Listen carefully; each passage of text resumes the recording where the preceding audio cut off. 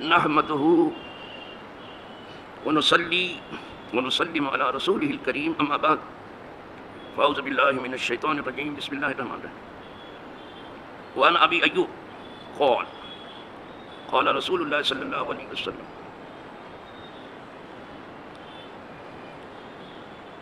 لا يزال أمتي بخير وقال على الفطرة ما لم يؤخر المغرب إلى تشبيك النجوم رواه أبو داود رواه الدارمي عن العباس وعن أبي هريرة قال رسول الله صلى الله عليه وسلم لولا أن أشق على أمتي لأمرتهم أن يؤخروا العشاء إلى ثلث الليل أو نصفه رواه أحمد والترمذي وابن ماجه وعن معاذ بن جبل قال رسول الله صلى الله عليه وسلم آتموا بهذه الصلاة فإنكم قد فضلتها على سائر الأمم ولم تصلها أمة قبلكم رواه ابو داؤد. الحمدللہ میں نے آج تاکید الصلاۃ کے باب سے دوسری فصل سے پھر 2 حدیثیں پڑھی. اب ایک ہی حدیث باقی رہتی ہے تو انشاءاللہ اگر ہم آپ زندہ ہیں تو اس کو بھی پڑھ لیں گے اور سن لیں گے اور سمجھ لیں گے. لیکن آج تو میں نے 2 پڑھی ہیں. پہلی تو ہم نے برائے برکت پڑھ لی ہے، وہ بیان ہو چکی ہے کل ابو ایوب والی. جناب ابو ہریرہ رضی اللہ تعالیٰ عنہ کہتے ہیں کہ فرمایا رسول اللہ صلی اللہ علیہ وسلم اگر میں یہ چیز اپنی امت پر مشقت کی نہ سمجھتا تو میں ان کو کہتا کہ عشاء کی نماز دیر سے پڑھا کر باب تعجیل صلاۃ کا، تو ان سے کہتا کہ عشاء کی نماز دیر سے پڑھا. یہ ارادہ تھا حضور کا تاکہ آدمی کا آخری عمل نماز ہو جائے اور نماز پڑھ کے آدمی قصہ کہانی میں لگنے کے بجائے بستر پر چلا جائے. لیکن یہ دیکھ کہ حضور نے اس کا حکم نہیں دیا، ارادہ ضرور کیا لیکن حکم نہیں دیا کہ بہت دیر سے پڑھیں عشاء کی نماز. لیکن یہاں سے عشاء کی تاخیر معلوم ہو رہی ہے.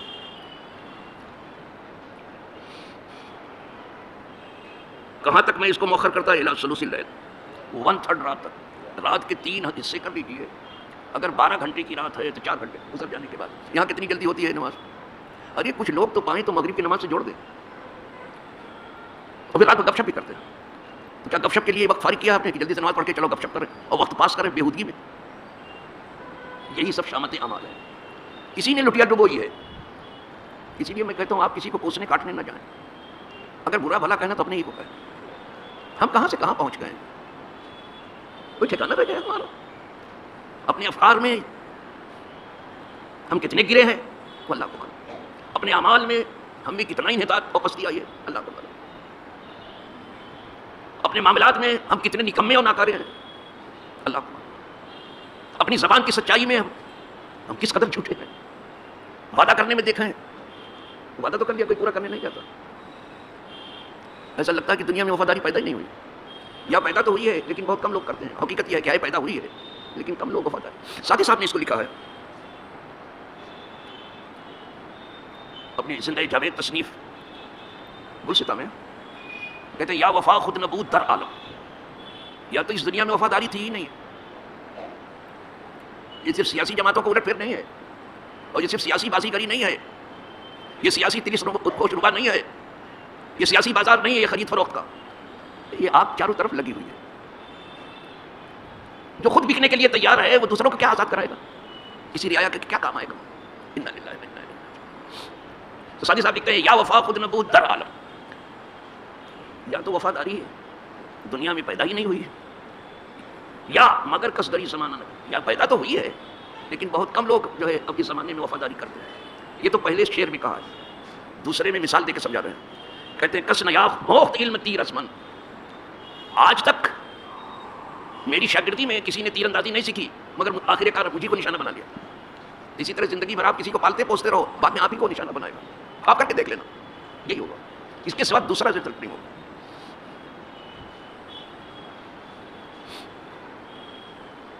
جس برتن میں کھاتے ہیں اسی میں سوراخ کرتے ہیں.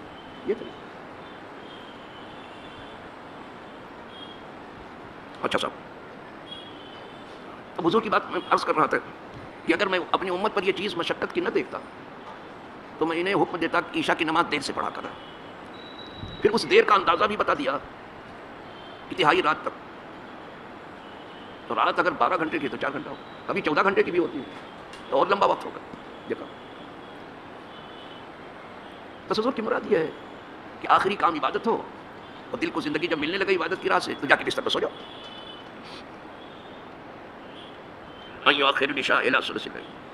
اب راوی کہتے ہیں کہ 1/3 کہا تھا, ثلث لیل کا ثلث تہائی کو کہتے ہیں, 1/3 کو 1/3 کو, یا آدھی رات تک کہا تھا. کہ میں کہتا کہ آدھی رات کو پڑھا کرو عشاء کی نماز. تب ان لوگوں کا کیا حال ہوتا ہے جو مغرب عشاء دونوں ملا ہی کے پڑھنا چاہتے ہیں, پھر کیا بنتی ان کی. یہ دیکھیے آگے لکھا شک راوی ہے, راوی کو شک ہو گیا کہ حضور نے تہائی رات کہا تھا یا آدھی رات کہا تھا. اگر آدھی رات نہ بھی لے تہائی تو بھی 4 ساڑھے 4 گھنٹہ ہو گیا. یہ اور بات ہے کہ امت کی مشقت کے لیے نہ نہیں کہا, نہیں حکم نہیں دیا. اور اس کو امام احمد بن حنبل نے روایت کیا, امام ترمذی نے روایت کیا, ابن ماجہ نے روایت کیا. یہ سب سے اہم حدیث ہے. اب دوسری سن لیجیے. وعن معاذ بن جبل, یہ معاذ بن جبل جنہیں حضور نے اپنی حیات مبارکہ ہی میں یمن کا گورنر بنا کے بھیجا تھا. حضور جس کو گورنر بنائے کیسا ہوگا, کیسا ہوگا. جس کو جہاں حضور نے فٹ کر دیا وہاں بالکل فٹ ہو گیا.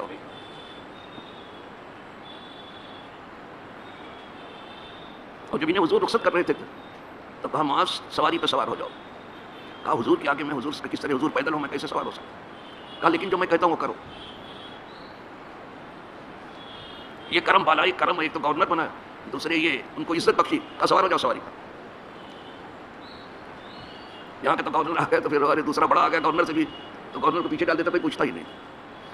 تو میں جو کہہ رہا ہوں وہ کرو. میں سواری سوار ہو گیا. تو حضور ان کے ساتھ وہ سواری پہ چل رہے تھے, حضور پیدل چل رہے تھے اور ان کو نصیحت کرتے جا رہے تھے جو پسند فرمائے. اس میں وہ حدیث بھی ہے کہ بما تقضی یا معاذ, اگر تمہارے پاس کچھ معاملات آئیں تو فیصلہ کیسے کرو, گورنر ہو کے جا رہے ہو نا. اسی میں تھا.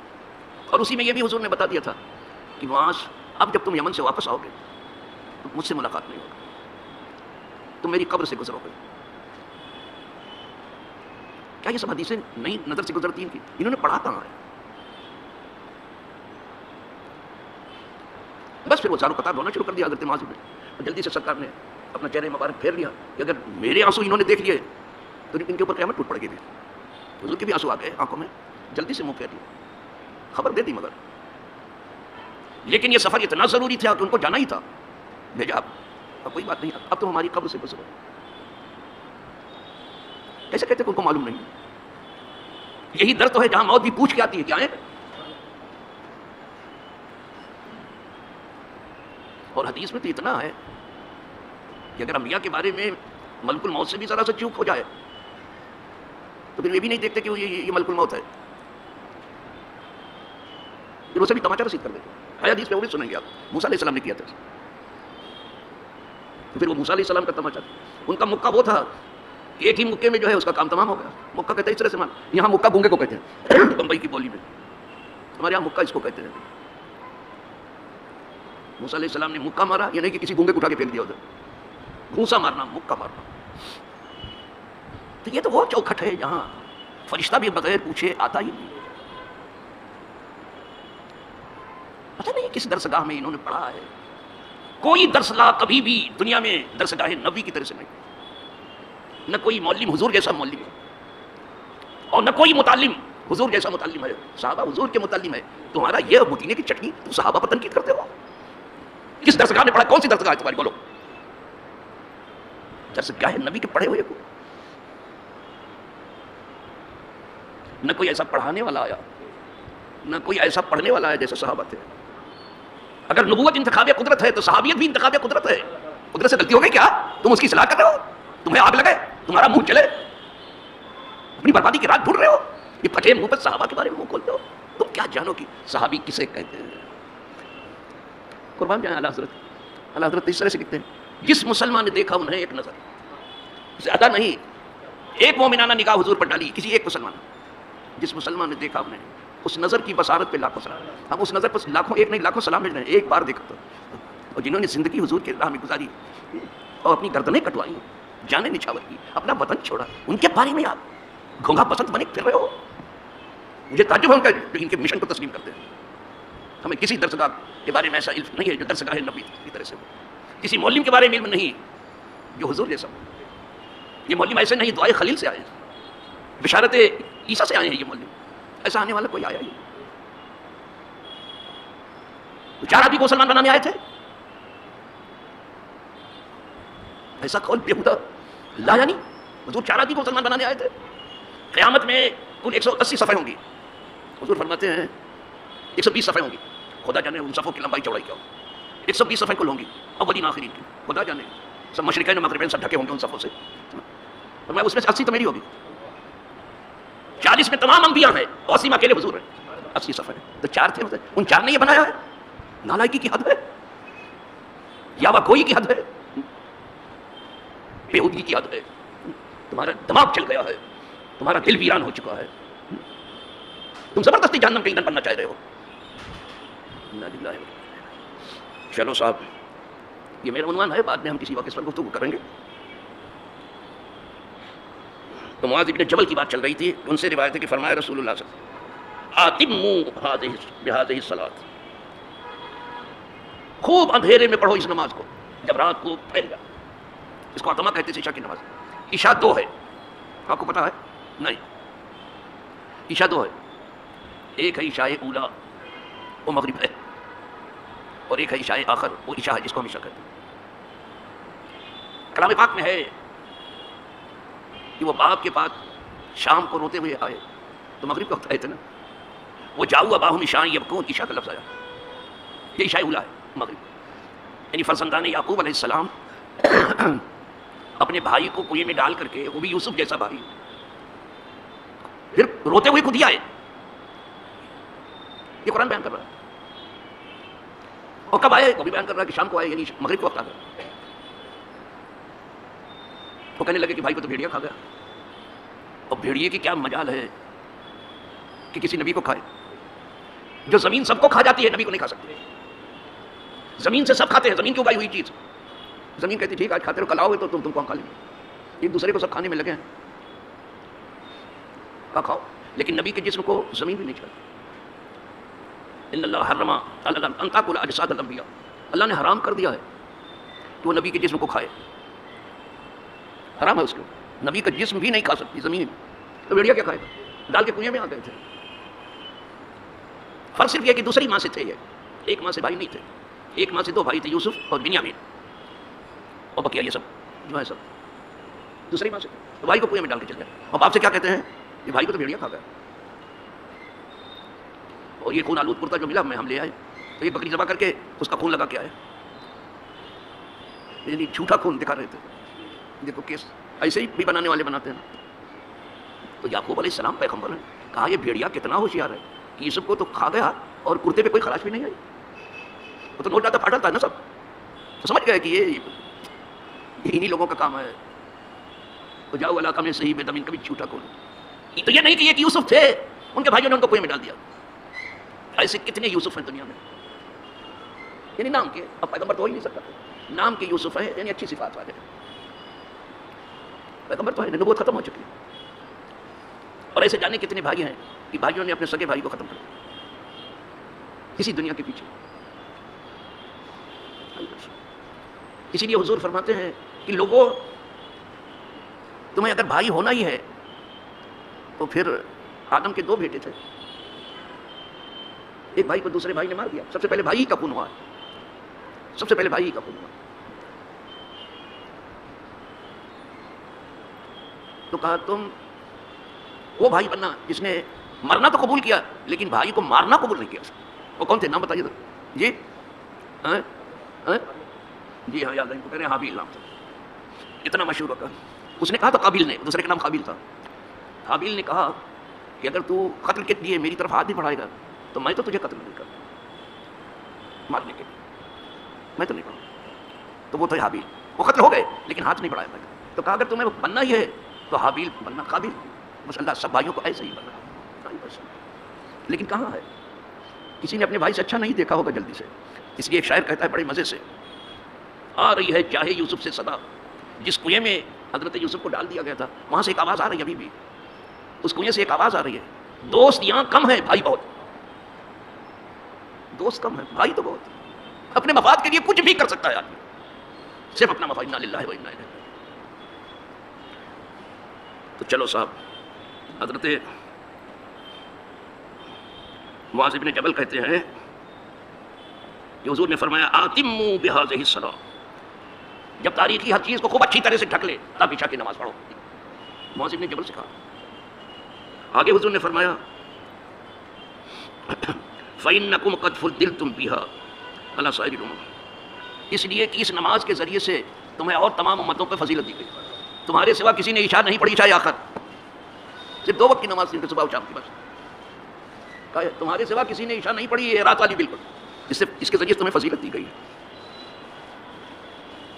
تمام امتوں کے اوپر. تو جس کو فضیلت دی گئی ہے پوری امت کو حضور کہتے فضیلت دی گئی تمام، اور 4 آدمی تھے، تمہارا ستیہ ناس ہو جائے، تمہاری روح سیاہی اور پڑھے نالائق ہو. کیا تم باتیں کر رہے ہو؟ درس گاہ نبوت کے متعلمین کو آج دنیا کی درس گاہ والے جو ہے ہدف ملامت بنا رہے ہیں. اسی بار حضرت غصے میں ارے تجھ کو کھائے عذاب سقر، یہ کہتے ہیں کہ جہنم تجھے کھائے، تو کہتے ہیں کہ ان کے اندر جلال پیدا. یہ سن کے کون جلال میں نہیں آئے گا؟ تمہاری اس حماقت کو سن کے جلال میں کون ہے؟ جو جلال میں نہیں آتا ہے وہ اس کو کہتے ہیں کہ اپنے ایمان کی خبر لے. صحابہ کو چھوڑ کے تم کو کوئی مسلمان کہے گا؟ رات دن دنیا سازی میں گزارتے ہو، رات دن اپنی خواہشات کے پیچھے بھاگتے پھرتے ہو، اور نکتہ چینی صحابہ پکڑتے ہو جن کی محبت کی آڑ لے کر کے آپ یہ سب کچھ کرنا چاہتے ہو. اہل بیت، ذرا اہل بیت سے تو یہ سنا دو کہ انہوں نے کیا کہا ہے صحابہ کے بارے میں. کہیں سے کوٹ تو کرو، ذرا کوٹ تو کرو کہیں سے، یا کوئی آیت پڑھ دو. اگر نہیں کر سکتے ہو، قیامت تک نہیں کر سکتے، تو اپنے پھٹے منہ پر ایسا بوگس دعویٰ مت کرو، اپنی خبر لو. فرمایا تمہیں فضیلت دی گئی تمام امتوں پر، علی سائر الامم، یہ خیر امت ہے. ولم تصلیھا امۃ قبلکم، اس نماز کو تم سے پہلے کسی نے. الحمدللہ. بس یہ امت جو نماز پڑھتی ہے، کیا کہنا عشاء آخر کی نماز کا. ابھی آخری حدیث بھی اسی عشاء آخر پر آئے گی، کچھ نئے انداز میں آئے گی انشاءاللہ. کل ہم اس کو اٹھائیں گے، اور بہت ایک جیسی بالکل ہوتی تو میں آج ہی لے لیتا، لیکن ابھی کل جمعرات تو کل انشاءاللہ اس کو لے لیں گے اللہ نے چاہا تو. سلام پہنچا دے، کرتے رہتے سلام، کہیں بھی جہاں کہیں آرام فرما. ویسے تو قدرت کی طرف سے سلام اترتا ہی رہتا ہے، ہم سب کا سلام پہنچا دے. اور کل بروز قیامت یعنی صحابہ کے پاک قدموں پر ہم تمام کا حشر و نشر ہو. وآخر دعوانا الحمدللہ رب العالمین.